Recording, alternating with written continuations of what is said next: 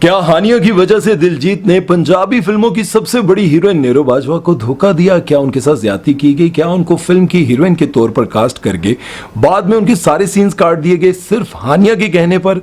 ऐसा है या नहीं, आज की इस वीडियो में आप जान पाएंगे। और साथ बहुत कुछ इंडियंस को वो बातें सुनने को मिलेंगी जो कि वो एक्सपेक्ट नहीं कर पा रहे थे। आज की इस वीडियो में हम सरदार जी 3 पर बहुत सारी बातें करने जा रहे हैं और आपको हकीकत बताने जा रहे हैं।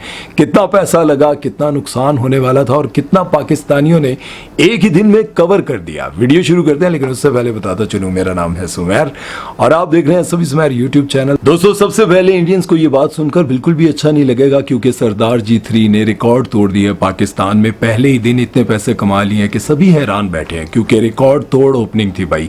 फर्स्ट डे पर तकरीबन 5 करोड़ रुपए के करीब उन्होंने कमा लिए क्योंकि इंडियंस ये सोच रहे थे कि इंडिया में इस फिल्म को बैन करके हमने दिलजीत का बहुत बड़ा नुकसान कर दिया। इस फिल्म में जिन लोगों ने पैसे लगाए थे वो तो बिल्कुल डूब गए, लेकिन वो ये जानकर हैरान होंगे कि कितना पैसा लगा था और कितना पहले ही दिन रिकवर हो गया। आपको सब कुछ पता चलेगा, लेकिन और भी बहुत सारी बातें अभी बाकी हैं। सबसे बड़ी बात यह है कि इंडिया की सबसे बड़ी पंजाबी फिल्मों की हीरोइन नीरू बाजवा इस फिल्म में काम कर रही है, लेकिन ये बात जानकर आप हैरान होंगे, इस फिल्म में उनके बहुत कम सीन्स हैं। लेकिन सारे मामलात पर डिस्कस करने से पहले पाकिस्तानियों से ये रिक्वेस्ट है कि जरा इस पर गौर करें कि दिलजीत की जिंदगी को इस वक्त बहुत ज्यादा खतरा है। उनको गद्दार करार दिया जा रहा है और बहुत सारे इंडियंस ये कह रहे हैं कि इसको मार देना चाहिए, इसको इंडिया आए तो इसका वो हशर करना चाहिए कि ये सारी जिंदगी याद रखे।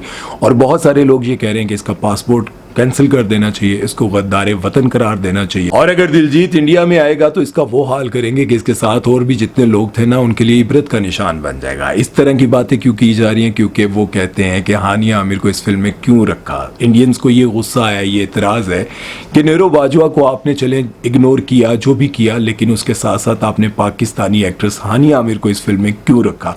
लेकिन मैं ये कहता हूँ ये मुनाफिकत है, क्योंकि जब दिलजीत से ये बात पूछी गई कि जब आप जानते थे कि इंडिया और पाकिस्तान की जंग चल रही है और इतने बड़े मसाइल चल रहे हैं, तो आपने हानिया को क्यों कास्ट किया, हानिया को क्यों इस फिल्म में रखा और इस फिल्म से निकाला क्यों नहीं? इसके जवाब में उन्होंने ये कहा कि जब मेरे बादशाह के और हानिया के बहुत अच्छे ताल्लुकात थे, दोस्ती थी, हमने कभी सोचा भी नहीं था कि फिल्म बनाएंगे, लेकिन हानिया और मैंने फैसला किया चलो पाकिस्तानी और इंडियन इतना ज्यादा हमें पसंद करते हैं, तुम मेरे कॉन्सर्ट पर आती हो तो लोग इतने खुश हो जाते हैं, तुम बादशाह के कॉन्सर्ट पर जाती हो तो इतने खुश हो जाते हैं, हमारी दोस्ती बहुत अच्छी है, तो क्यों ना हम कोई फिल्म बनाएं।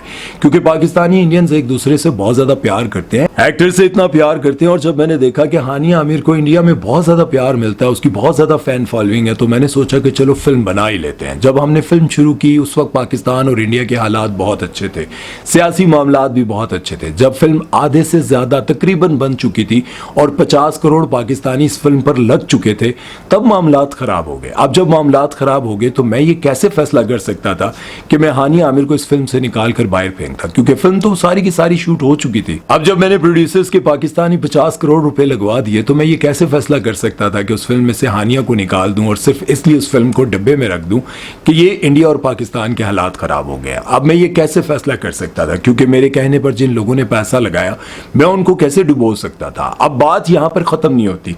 इस पर दिलजीत ने एक और बात की, उन्होंने कहा कि मुनाफिकत इन लोगों में है जो मुझे मैसेजेस करते थे, मेल करते थे कि हानिया को ले लो, हानिया को अपनी फिल्म में ले लो और नेक्स्ट फिल्म में हीरो आपने वहाज को लेना है, आपने दानिश तैमूर को लेना है, आपने फिरोज खान को लेना है।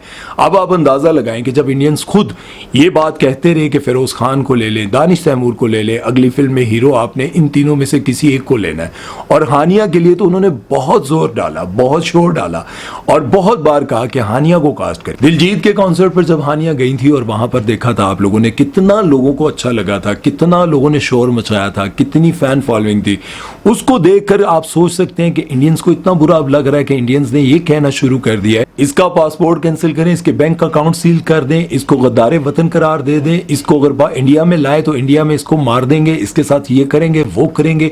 अब मुझे ये बताएं कि ये मुनाफिकत नहीं तो क्या है? एक तरफ आपने खुद हानिया के नारे लगाकर उस फिल्म में उनको कास्ट करवाया और उसके बाद आप लोगों ने फिरोज खान को हीरो लेने के लिए बोला, दानिश तैमूर को और वहाज को, इन सब को आपने फिल्म में हीरो लेने के लिए बहुत सारे मेल्स की। लेकिन जब एक सिंगर ने आपकी फरमाइश को पूरा करते हुए पाकिस्तानी एक्ट्रेस को अपनी फिल्म में लिया, एक बहुत बड़ा रिस्क लिया, उनको ये पता था कि हालात कभी भी खराब हो सकते हैं, लेकिन उन्होंने अपने चाहने वालों की फरमाइश पूरी की, करोड़ों रुपया खर्च किया।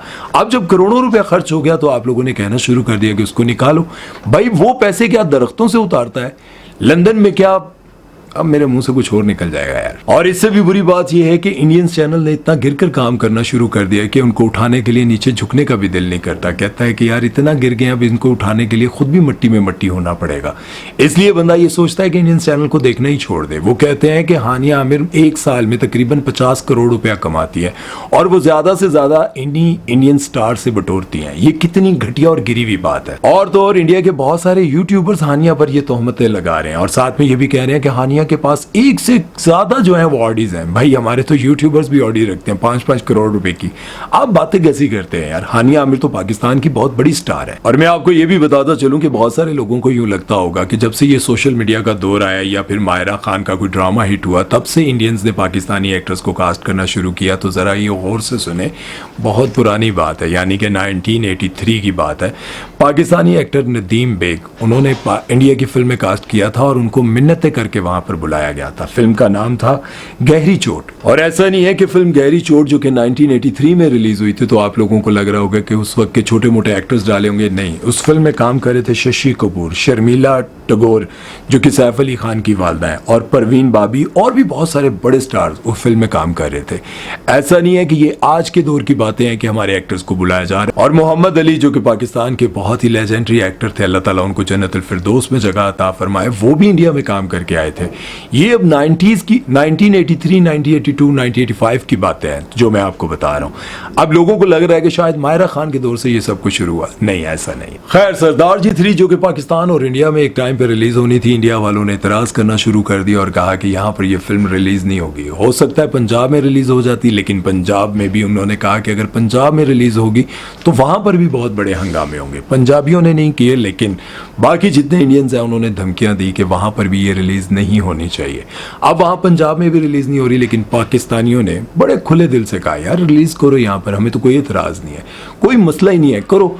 और ऊपर से देखो हमारी अपनी पर्सनल फिल्मों पर इतने पैसे नहीं बने जितने उनके एक दिन में बन गए। खैर, दिलजीत पाजी को लगता था कि मेरी फिल्म जो है वो डब्बे में पड़ी रहेगी या फिर पाकिस्तान और इंडिया के हालात अच्छे होंगे तब रिलीज कर लूंगा, या फिर वो सोचते थे कि कनाडा में, अमेरिका में, जहां जहां पंजाबी रहते हैं वहां रिलीज करके इस पैसे जितने कवर हो सकते हैं वो करूंगा। लेकिन उसके साथ साथ पाकिस्तान में बहुत सारे एक्टर्स हैं जिनको बहुत बुरा लग रहा है कि इस फिल्म को पाकिस्तान में क्यों रिलीज किया गया। उसकी वजह क्या है, सबसे पहले मैं आपको बताता हूँ इमरान अब्बास की। उन्होंने इतराज किया कि शर्म करनी चाहिए, इन लोगों को शर्म आनी चाहिए, जो कि पहले मुहर्रम में इस फिल्म को रिलीज किया गया। अब एक तो बात बिल्कुल ठीक है, मुहर्रम का एहतराम हम सबको करना चाहिए, दिली दुख भी होता है और इस पर तो कोई दो राय नहीं है, लेकिन इसके पीछे एक और वजह भी है। इमरान अब्बास की फिल्म आई थी जिसका नाम था जी वे सोनिया जी, और उस फिल्म में उनके साथ इंडिया की पंजाबी फिल्मों की बहुत बड़ी हीरोइन जिनका नाम है सिमी चाहल, वो काम कर रही थी। अब जाहिर उस फिल्म का उनको बड़ा इंतजार था, लेकिन उस फिल्म में कुछ डायलॉग्स ऐसे थे जो कि पाकिस्तान के खिलाफ थे, पाकिस्तान के बारे में कुछ उन्होंने बुरा भला कहा था, जिसकी वजह से उस फिल्म को पाकिस्तान में रिलीज नहीं होने दिया गया। अब जाहिर है मुहर्रम में बाकी जितनी फिल्में लगी हुई हैं सिनेमा घरों में उन पर भी एतराज करना चाहिए। बहुत सारी फिल्में लगी हुई हैं, सिनेमा घरों को बंद कर देना चाहिए। अगर ये एतराज इस तरह होता तो माना जाता है इमरान अब्बास का एतराज है, लेकिन असल दुख की वजह लोगों का ये कहना है कि उनकी फिल्म को रिलीज नहीं होने दिया गया था, उनकी फिल्म को पाकिस्तान में बैन किया गया था क्योंकि वो पाकिस्तान के खिलाफ थी। उसका जो स्क्रिप्ट था वो पाकिस्तान के खिलाफ था, जो कि हमारे लोगों को देखने में अच्छा ना लगता। शायद कुछ ये वजूहात थी। बहरहाल आप लोगों को क्या लगता है इन दोनों बातों में क्या हो सकता है? इमरान अब्बास जाहिर है आप सभी को पता है कि वो अहले तशी हैं और वो इस बात से कह रहे हैं, तो फिर उनको बाकी फिल्मों पर भी एतराज करना चाहिए, क्योंकि लव गुरु भी चल रही है और उसके साथ साथ और भी बहुत सारी फिल्में हमारे सिनेमा घरों में चल रही हैं। और एक और मैं देख कर आया था तीसरी सौकन, वो फिल्म देख कर आया था, उस पर भी एतराज करना चाहिए था। उनको एक पूरी लिस्ट पर बात करनी चाहिए थी कि ये फिल्में पाकिस्तान में चल रही हैं, इनको बैन करना चाहिए, मुहर्रम में नहीं चलना चाहिए, लेकिन उनको इतराज़ है। अब आप लोगों को क्या लगता है इस बारे में, आप लोगों ने मुझे ज़रूर बताना। और अब बात करते हैं नेरो बाजवा के बारे में। तो नेरो बाजवा को इस फिल्म में कोई धोखा नहीं दिया गया, क्योंकि वो दिलजीत के साथ हर इंटरव्यू में, हर पॉडकास्ट में खुद साथ जाकर बैठ रही हैं, साथ बात कर रही हैं। और अगर ऐसा होता कि उनको बुरा लगा या उनके साथ धोखा हुआ, उनके सीन्स काटे गए हैं या फिर हानिया के कहने पर उनके साथ कुछ किया गया, तो वो कभी भी इस फिल्म की रिलीजिंग के बाद उनके साथ कहीं पर ना बैठती, कहीं पर ना जाती, लेकिन वो उनके साथ साथ हैं, उनके साथ बैठकर इंटरव्यूज दे रही हैं। अब इस फिल्म की कहानी कुछ ऐसी है कि वो सारी की सारी जो है वो हानिया आमिर पर पिक्चराइज हुई है, गाने भी सारे उन पर हैं। उनका तो छोटा सा सीन है, छोटा सा रोल है, लेकिन एतराज उनको नहीं है, तो बाकी लोगों को क्यों है?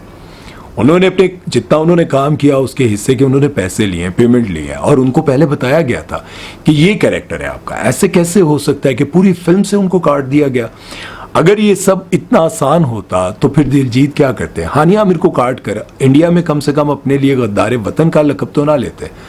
अगर ये काटना इतना आसान होता जिस तरह से इंडियंस कह रहे हैं कि नेहरू बाजवा को काट दिया, सारे उनके सीन्स ख़त्म कर दिए, अगर ये इतना आसान होता तो फिर ये सब कुछ हानिया के लिए किया जाता ताकि वो अपने मुल्क में इज्जत से तो जा सकते। बहरहाल मन घड़त कहानियां आपके सामने आती रहेंगी, लेकिन पाकिस्तानियों ने खूब दिलजीत का साथ दिया और उनको इस फिल्म से खूब प्रॉफिट होगा। 50 करोड़ रुपए पाकिस्तानी लगे थे, एक दिन में 5 करोड़ एक जगह से उन्होंने कमा लिए। बाकी ये पैसे जो है इंडिया से भी कमाए, इंडिया में कहाँ से कमाएंगे, लेकिन या यूके, कनाडा, अमेरिका, जिधर जिधर भी ये फिल्म लगेगी वहाँ से पाजी पैसे कमाएंगे। पाजी तुहाड़ी फिल्म मैं भी वेखण जावांगा तो मैं तुहानू फिर सारा बायोडेटा दसांगा कि फिल्म कैसी है। बहरहाल उम्मीद है कि आज की वीडियो आप लोगों को अच्छी लगी होगी।